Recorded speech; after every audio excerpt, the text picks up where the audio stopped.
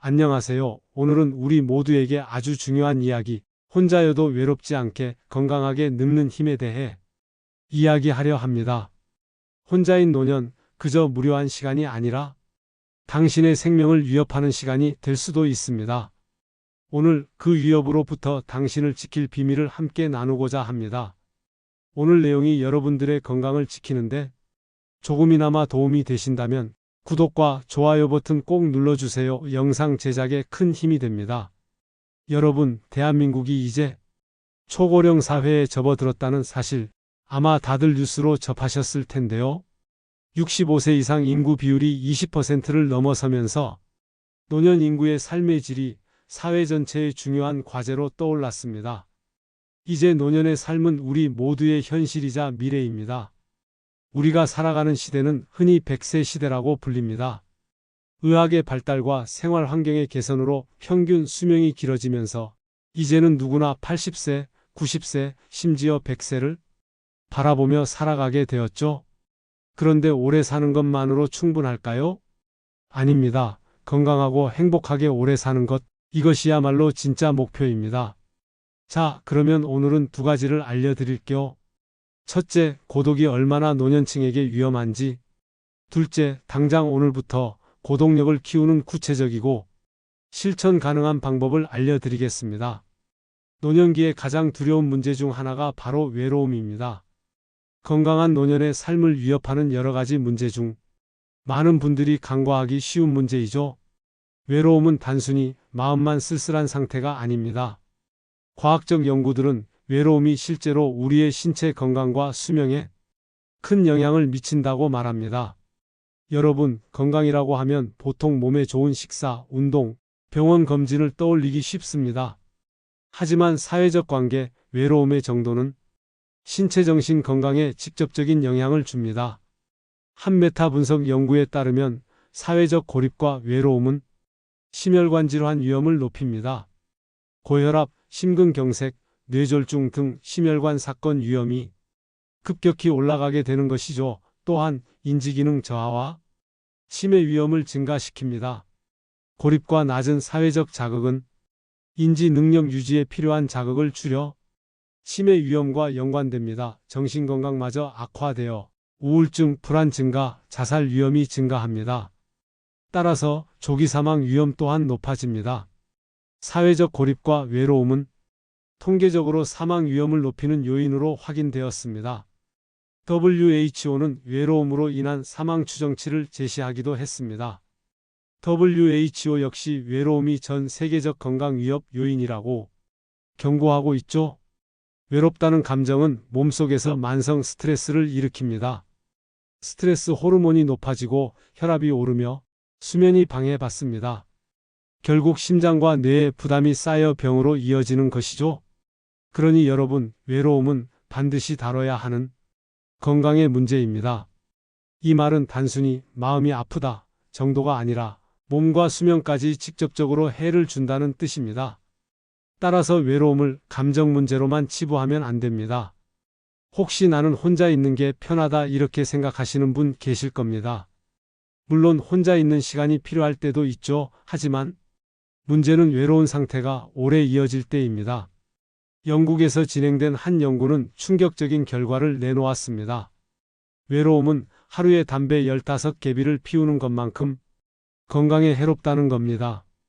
외롭다는 감정 하나가 심장병, 치매, 우울증, 조기 사망까지 불러올 수 있습니다.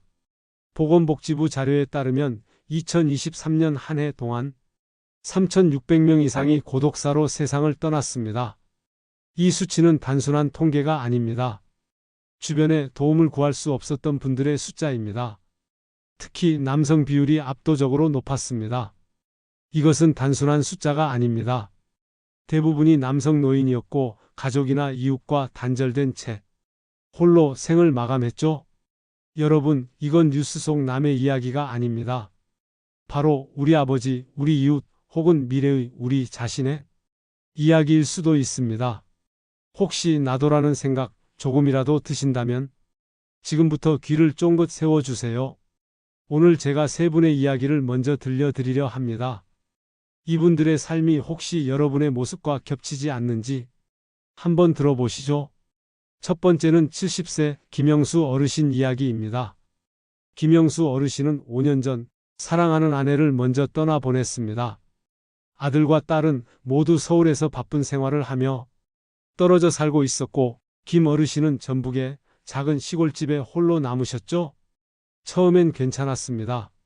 텃밭을 가꾸며 계절마다 나오는 채소를 돌보는 재미가 있었고, 마을 사람들과 마주치면 인사도 나누며 하루하루를 보냈습니다.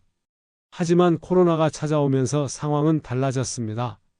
마을 회관 모임은 모두 중단되었고, 젊은 세대들은 더 많이 떠나가면서 사람과의 접촉이 급격히 줄어든 거죠. 하루 종일 말 한마디 하지 않고 지내는 날이 많아졌습니다. 김 어르신은 아침에 눈을 뜨면 자연스레 오늘 뭐 하지라는 생각이 머릿속을 맴돌았습니다. 라디오라도 켜야 하나, TV 소리라도 들어야지 하면서도 끼니는 점점 귀찮아 컵라면이나 빵으로 때우기 일쑤였습니다. 몸은 점점 약해졌고 허리 통증, 관절 통증, 피로감이 잦아졌습니다. 그러던 어느 날 이웃이 며칠 동안 집불이 꺼져 있는 걸 보고 걱정 끝에 찾아왔습니다. 문을 두드리며 영수 씨 괜찮으세요? 라고 외쳤을 때 김 어르신은 갑자기 눈물이 흘러내렸습니다. 아, 혼자인 게 이렇게 무서울 줄은 몰랐네. 두 번째 사례는 서울에 사는 74세 이순자 할머니 이야기입니다. 이순자 할머니는 남편과 사별한 후 도심 한가운데 아파트에 혼자 살고 있습니다. 겉으로 보기엔 주변에 이웃이 많고 편의시설도 가까워 외롭지 않을 것 같지만 실상은 훨씬 고독합니다. 엘리베이터에서 스쳐 지나가는 이웃과는 간단한 안녕하세요 정도가 전부입니다. 하루 종일 집 안에만 있으면서 말소리를 듣고 싶어 홈쇼핑 방송이나 TV 프로그램을 켜놓고 지내십니다. 하지만 소리만 있지 실제로 대화가 없으니 마음은 점점 허전해졌습니다. 내가 이 세상에서 사라져도 알 사람은 없겠구나. 가끔은 TV 소리를 크게 틀어도 그 허전함을 메우지 못하고 눈물이 흘러내리기도 했습니다. 외출을 해도 사람들은 각자 바쁘게 지나가고 서로 눈인사조차 거의 하지 않습니다. 그때마다 마음속으로 누가 내 안부를 물어줄까? 라는 생각이 들었죠. 식사는 대충 해결하게 되었고 혼자라서 식욕조차 떨어졌습니다. 어느 날 아파트 단지 내 작은 벤치에 앉아 지나가는 아이들을 바라보며 그냥 저 사람들처럼 가족이 있으면 좋겠다라는 생각에 한참을 멍하니 앉아 있었다고 합니다. 세 번째는 부산에 사는 68세 박종태 어르신입니다. 박종태 어르신은 은퇴 후 술로 하루하루를 보내기 시작했습니다. 처음에는 친구들과 가볍게 마시는 술자리가 외로움을 달래주는 것처럼 느껴졌습니다. 하지만 친구들도 하나둘 건강 문제나 다른 이유로 참석하지 못하게 되면서 이제 혼술이 일상이 되었죠. 술을 마시면 잠은 오지만 다음 날이면 더 큰 허무감과 공허감이 찾아옵니다. 왜 이렇게 살고 있지? 내가 왜 이러고 있는 거지? 자신에게 질문을 던져도 답은 없고 몸은 점점 지쳐갔습니다. 혈압이 높아지고 소화불량과 피로가 겹쳐 병원 신세를 지게 되었습니다. 여러분, 방금 들려드린 세 분의 이야기 어떠셨나요? 혹시 저건 내 이야기인데 하고 마음이 철렁 내려앉으셨습니까? 이게 바로 외로움의 무서움입니다. 그렇다면 어떻게 해야 할까요? 고독은 무조건 피해야 할 적일까요? 아닙니다. 여기서 중요한 게 바로 고독력입니다. 고독력은 외로움을 이겨내고 오히려 혼자의 시간을 나를 성장시키는 시간으로 바꾸는 힘입니다. 자, 지금부터는 구체적으로 고독력을 키우는 아주 간단한 방법들을 하나씩 말씀드리겠습니다. 여러분, 메모할 준비 되셨습니까? 첫 번째 방법은 하루에 한 번은 몸을 움직이기입니다. 고독은 몸이 가만히 있을 때 더 크게 느껴집니다. 걷기, 맨손 체조, 가벼운 요가 어떤 것도 좋습니다. 70대에도 근육은 만들어지고 운동을 하면 뇌에서 행복 호르몬 세로토닌이 분비됩니다. 혹시 지금 방송 들으시면서 집안에 앉아 계신가요? 그렇다면 잠깐 일어나서 어깨라도 돌려보세요. 그 순간 외로움은 잠시 물러납니다. 두 번째 방법은 누군가와 대화하기입니다. 얘기할 사람이 없는데요? 하시는 분 계시죠? 그럴 땐 먼저 작은 인사부터 시작해 보세요. 마트 계산원에게, 경비 아저씨에게, 버스 기사님에게 오늘 날씨 좋네요. 한마디 하는 겁니다. 이 짧은 인사가 하루를 달라지게 합니다. 실제로 미국 하버드대의 연구에서도 짧은 인사나 가벼운 대화가 고독감을 줄이는데 큰 효과가 있다고 밝혀졌습니다. 세 번째 방법은 새로운 것을 배우는 것입니다. 컴퓨터, 스마트폰, 그림, 악기 뭐든 좋습니다. 나이가 몇인데라는 생각 버리셔야 합니다. 80세에 처음 스마트폰을 배우신 어르신이 이제는 손주와 매일 영상통화를 하면서 하루가 즐겁다고 합니다. 여러분, 배우는 순간 우리는 젊어집니다. 네 번째 방법은 음식과 저장력을 지키는 것입니다. 혼자 계실수록 끼니를 대충 때우기 쉽습니다. 하지만 음식을 씹는 힘, 저장력은 곧 삶의 활력입니다. 혹시 오늘 점심 그냥 라면으로 때우셨습니까? 내일은 채소 하나라도 썰어 넣고 천천히 꼭꼭 씹으며 드셔보세요. 씹는 그 순간 뇌가 깨어나고 우울감이 줄어듭니다. 다섯 번째 방법은 작은 목표를 세우는 것입니다. 나는 오늘 오후 3시에 집 앞 공원을 걷겠다. 나는 오늘 저녁에 친구에게 안부 전화를 하겠다. 이런 작은 목표를 적고 실천하는 것이 고독을 이기는 힘이 됩니다. 이제 제가 간단한 실천표를 하나 드릴게요. 여러분, 그냥 이대로 따라만 해도 고독력은 달라집니다. 월요일 아침에 자녀에게 안부 문자 보내기, 화요일 경로당에서 체조하기, 수요일 옆집 이웃과 차 마시며 대화하기, 목요일 산책 모임 참여하기, 금요일 손주와 영상통화하기, 토요일 취미 모임 참석하기, 일요일 교회나 성당, 절 모임에 참석하기. 하루 10에서 30분만 투자하면 됩니다. 중요한 건 꾸준함입니다. 꾸준한 연결이 결국 고독력을 만듭니다.